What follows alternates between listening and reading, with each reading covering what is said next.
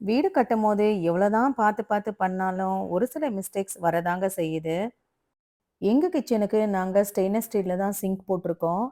கிரானைட்லேருந்து சிங்க்கு ஒரு 1/4 இன்ச்சு ஆச்சும் கீழே வர்ற மாதிரி ஃபிக்ஸ் பண்ணியிருக்கணும்.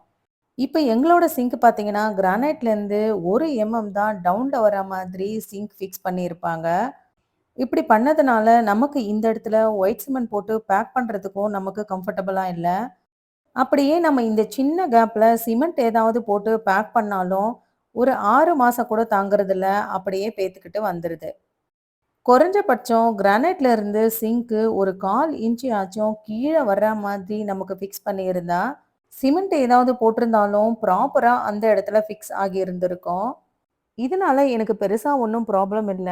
6 மாசத்துக்கு ஒரு முறை இந்த இடத்துல நான் சிமெண்ட் போட வேண்டியதா இருக்கு. நீங்க மாடுலர் கிச்சன் பண்ணும்போது இந்த மாதிரி மிஸ்டேக்ஸ் வராம பார்த்துக்கோங்க.